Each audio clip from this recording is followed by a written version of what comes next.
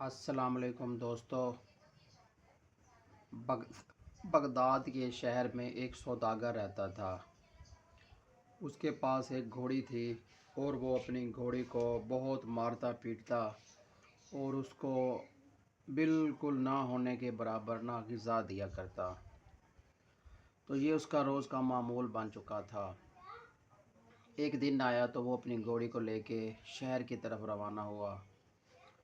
تو شہر میں سپاہیوں کو بڑا مشہور تھا اور لوگوں کو پتہ تھا کہ یہ ایک نوجوان اپنی گھوڑی پہ بہت بڑا ظلم کرتا ہے۔ تو سپاہیوں نے کہا کہ اے نوجوان، کیا تو جانتا نہیں ہے کہ ہمارے وقت کے بادشاہ اس چیز کے بہت خلاف ہیں اور تمہیں وہ بہت کڑی سزا دیں گے، تم یہ ظلم کیوں کرتے ہو اپنی گھوڑی پہ؟ تو اس نے کہا کہ بہت آپس میں ان کا بحث مباحثہ ہونے لگ پڑا۔ خیر نتیجے میں بحث مباحثے کے یہ نکلا کہ اس نے اب بات ان کی نہ مانی۔ وہ سپاہیوں نے ان کو پکڑا اور پکڑ کر کہا کہ تمہیں بادشاہ کی خدمت میں پیش کرتے ہیں۔ تو انہوں نے اس کو بادشاہ کی خدمت میں پیش کر دیا۔ بادشاہ نے کہا کہ ٹھیک ہے، اس کو رات مہمان خانے میں رکھو اور صبح ہم اس کا محاسبہ کریں گے، صبح اس سے پوچھ کریں گے، تشویش کریں گے کہ کیا ماجرا ہے۔ خیر صبح وہ نوجوان بادشاہ کی خدمت میں پیش ہوا۔ سارے درباری اور حاضرین اور جو بھی اس کے درباری تھے، سپاہی تھے، وزیر مشیر تھے، سب ہاتھ باندھ کر کھڑے تھے۔ بادشاہ نے کہا ہے نوجوان، تم کیوں اس گھوڑی پہ ظلم کرتے ہو؟ کیا تمہیں سپاہیوں نے بتایا نہیں ہے کہ میں اس چیز کے بہت خلاف ہوں؟ تو اس نوجوان نے کہا کہ آپ بادشاہ سلامت، آپ ایک بار میری بات سن لیجئے، اس کے بعد آپ کو جو ہو آپ مجھے وہ سزا دینا۔ بادشاہ نے کہا بتاؤ۔ تو اس نے کہا کہ میں ایک بہت بڑے سوداگر کا، ایک بہت بڑے تجارت والے انسان کا بیٹا تھا، میرا باپ بہت امیر تھا۔ تو ایک وقت آیا کہ میرے باپ کو بڑھاپے نے اپنے اندر قابو کر لیا اور وہ مرنے والا جو تھا آخری مقام تک پہنچ گیا۔ تو اس نے مجھے کہا کہ میں چاہتا ہوں کہ اپنی زندگی سے، اپنی آنکھوں سے آپ کو شادی آپ کی کرنا چاہتا ہوں۔ تو میں نے والد صاحب کو ہاں کر دی اور میں نے رشتہ ڈھونڈنا شروع کر دیا۔ ڈھونڈتے ڈھونڈتے ایک وقت آیا کہ میرے علاقے میں ایک بہت حسین و جمیل لڑکی آئی، فیملی آئی، تو میں نے اس کا رشتہ بھیجا۔ خیر انہوں نے رشتے کی ہاں کر دی اور وہ لڑکی میرے گھر آ گئی۔ جیسے ہی میری شادی ہوئی، شادی سے کچھ عرصہ بعد میں نے یہ نوٹ کیا کہ وہ ایک 4 سال کا جو بچہ ہوتا نا، اتنی وہ غذا سارے دن میں کھاتی اور وہ کھانا نہیں کھاتی تھی، ٹھیک بھی تھی، صحت مند بھی تھی۔ تو میں بڑا تعجب میں پڑ گیا۔ تو میں نے ایک رات وہ سوئی پڑی تھی تو میں بھی نوٹ کرتا رہا کہ وہ رات کے تقریباً 2:30-3 بجے کا ٹائم تھا، وہ اٹھتی ہے، وہ اٹھ کے جو بستر سے اٹھتی ہے اور اپنا ہاتھ منہ اور پاؤں دھو کے فریش ہوتی ہے۔ تو وہ پھر ایسے گھر سے باہر نکلتی ہے اور وہ جو سوداگر کا بیٹا ہوتا ہے وہ بھی اس کے پیچھے پیچھے چلنا شروع کر دیتا ہے۔ چلتے چلتے چلتے وہ ایک جنگل میں پہنچ جاتے ہیں۔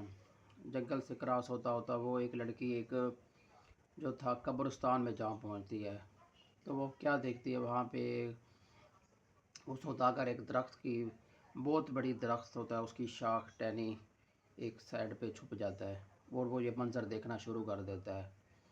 تو وہ کیا دیکھتا ہے کہ وہ لڑکی ادھر جاتی ہے، ادھر ایک جو تھا ایک بہت دیو قسم کا بندہ، جو ایک کیا کہتے ہیں کہ اس طرح لگتا تھا جس طرح بد روح ہے، بلیک کلر کا، وہ اس کے پاس جا کے بیٹھتی ہے اور وہ خیر اس سے دور تو ہوتا ہے، وہ دیکھتا ہے آپس میں نا کہ وہ کو باتیں کر رہے ہیں، مگر اس کو سمجھ نہیں آتی کیونکہ وہ دور بہت ہوتا ہے۔ تو وہ بڑا تعجب میں بھی پڑ جاتا ہے اور پریشان بھی ہو جاتا ہے اور سوچتا ہے کہ یہ کوئی بد روح ہے۔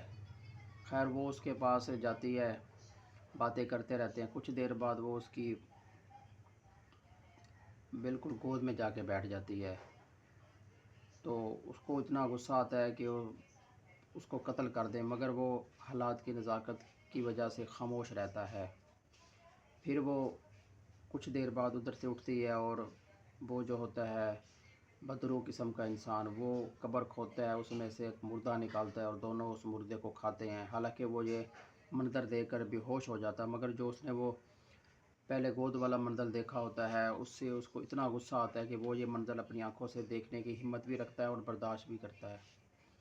وہ جب منظر اس کے بعد وہ گوشت کھانے کے بعد اس کی ہڈیاں وہ قبر میں ڈال کے اوپر مٹی ڈال دیتے ہیں، اور وہ لڑکی اپنے اس کو لگتا ہے کہ اب یہ گھر کی طرف آنے لگی ہے، تو وہ جلدی جلدی ادھر سے تیزی سے چلتا ہے اور گھر پہ جا کے بستر پہ اس طرح لیٹ جاتا ہے خواہ کہ اس نے کچھ دیکھا ہی نہیں۔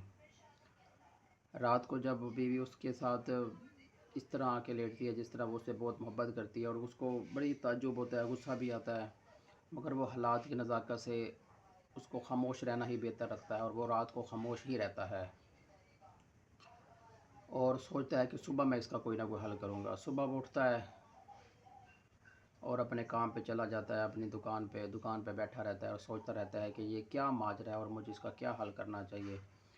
اگر میں اس کو اسی حال پہ چھوڑ دیتا ہوں تو میری غیرت یہ گوارہ نہیں کرتی، اگر میں اس کو قتل کر دوں گا تو مجھے وقت کے قاضی کے پاس سزائے موت مل جائے گی، میں کیا کروں؟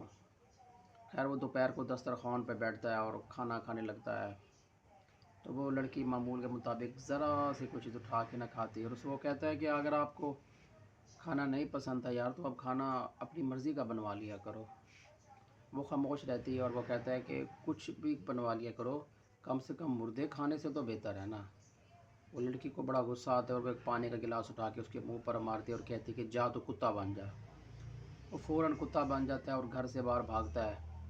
جب گلی میں جاتا ہے تو وہ کتے دیکھتے ہیں کہ یہ ایک نیا کتا ہے، اس کے پیچھے بھونکتے ہیں، وہ پیچھے پڑ جاتے ہیں۔ وہ خیر وہ بھاگتا بھاگتا جان بچاتا ہے، ایک قصاب کے پاس پہنچ جاتا ہے اور قصاب اس کو گوشت کا ٹکڑا ڈالتا ہے اور وہ کھانے لگتا ہے، تو پتہ نہیں قصاب کے ذہن میں کیا آتا ہے اور وہ اس کو سوٹی مارتا ہے۔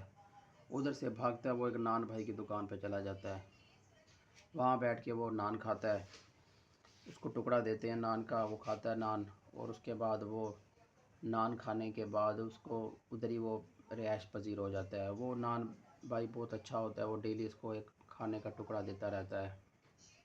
ایک دن ایک عورت آتی ہے، نان بھائی سے کچھ نان لیتی ہے، اس میں کچھ کھوٹے اور کچھ کھرے سکے ہوتے ہیں۔ وہ جب جانے لگتی ہے تو وہ کتا اس کا پہلو پکڑ لیتا ہے اور کھینچتا ہے۔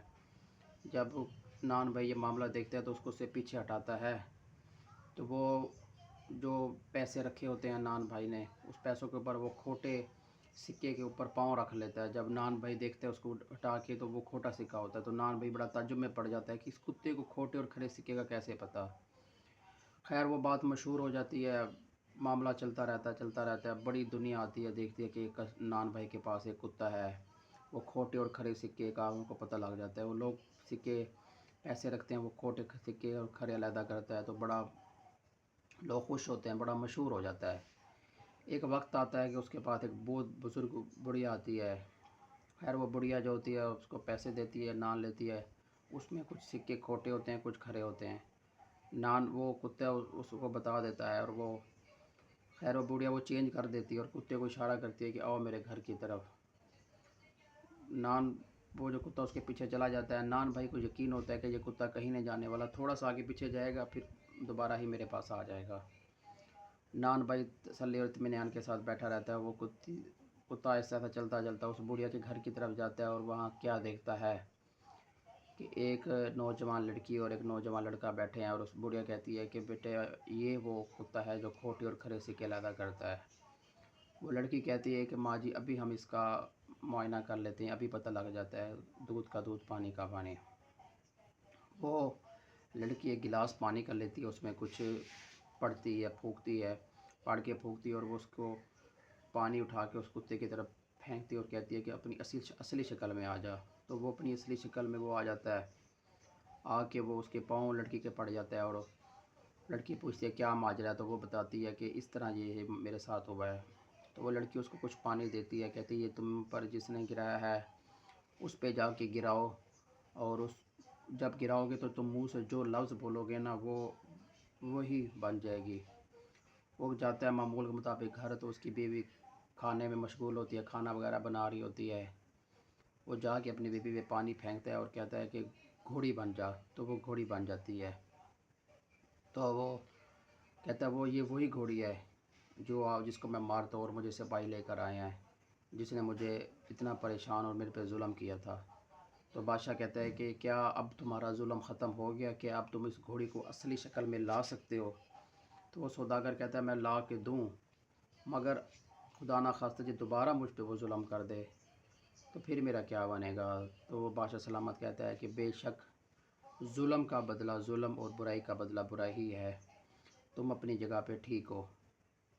تو دوستو ہمیں بھی چاہیے کہ اگر ہم کسی سے ظلم کریں تو یہ مت سوچیں کہ وہ ظلم جو ہے ہم نے کر دیا، وہ ایک نہ ایک دن ہماری طرف لوٹ کر ضرور آئے گا، اور ہمیں چاہیے کہ کسی سے زیادتی اور ظلم کرنے سے 1000 بار سوچیں۔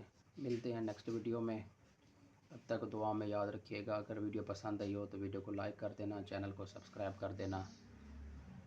ملتا ہوں تب تک نیکسٹ ویڈیو میں، تب تک دعا میں یاد رکھنا، اپنا خیال رکھنا۔ اللہ حافظ۔